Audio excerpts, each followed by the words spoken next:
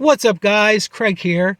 And as you can see from my background through my car window, I'm here in the snowy Northeast.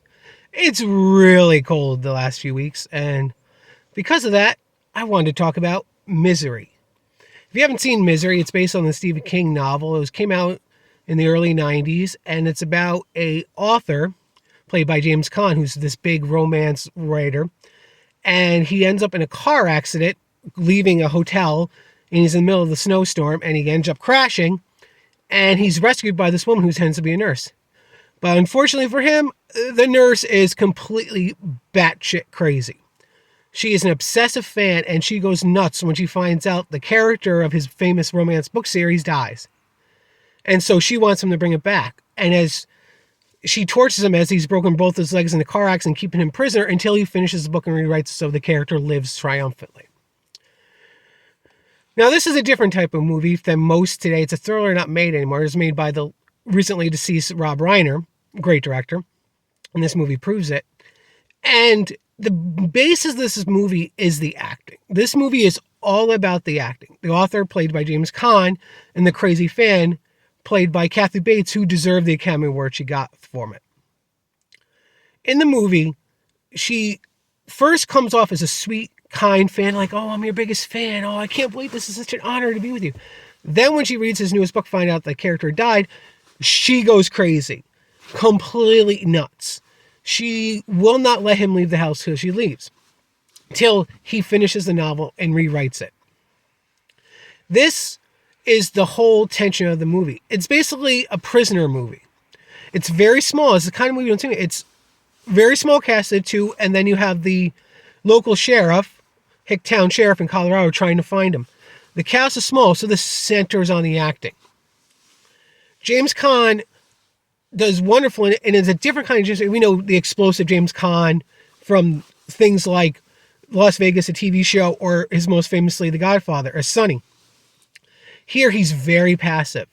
He can barely move. He's got both and broke his legs. He's essentially paralyzed, and he's at her total mercy.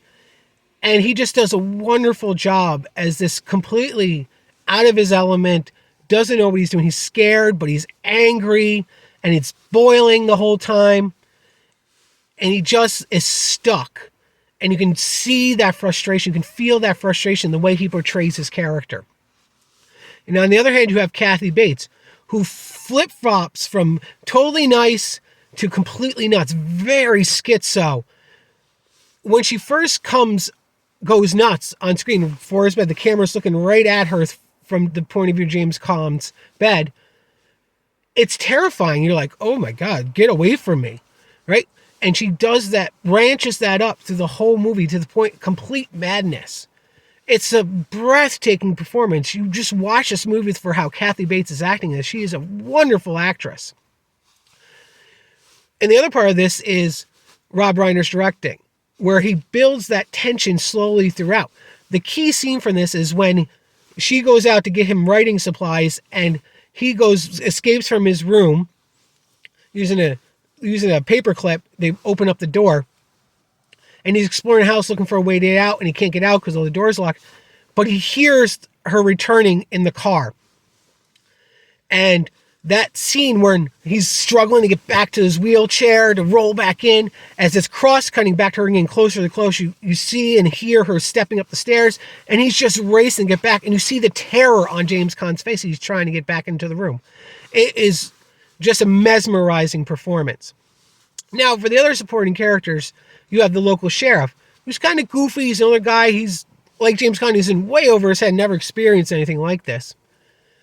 And towards the end, spoiler, he figures it out and comes back into the house, and he's killed by Kathy Bates, and that's when it just spirals.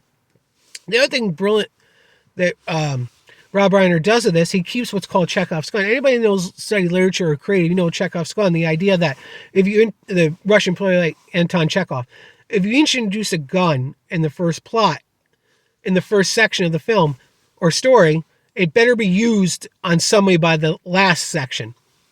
And they do this as he opens up in the film. James Caan's finishing the book, the recent book that drives Kathy Bates mad. He has a single match and cigarette on a tray next to him as he's finishing this book. His little ritual. They has everything, and that comes into and that is brought back at the end of the book, and it's a completely game changer. I won't give away how he uses it, but it's how he saves himself in the movie from Kathy Bates. And you're watching the scene, and and you're figuring out what he's doing, but you're shocked at the same time. And the final battle between them for him to survive is right on the edge of the seat because it doesn't look like he's going to survive, or he will.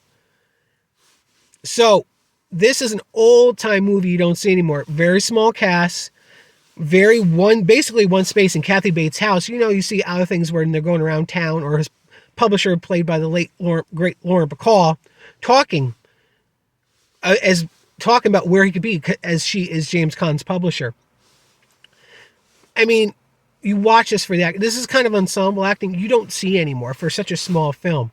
So if you want a different kind of film that's not overly gory, that's an old-fashioned thriller that burns with tension with a small cast, this is the one to check out. Definitely check out Misery. Kathy Bates earned his Oscar. It deserves its place as one of the great 90s thrillers. As we're all nostalgic for the 90s today, before the internet and everything went to hell with the way cinema and culture is today, definitely check this movie out. And as always, he who controls the imagination controls the world.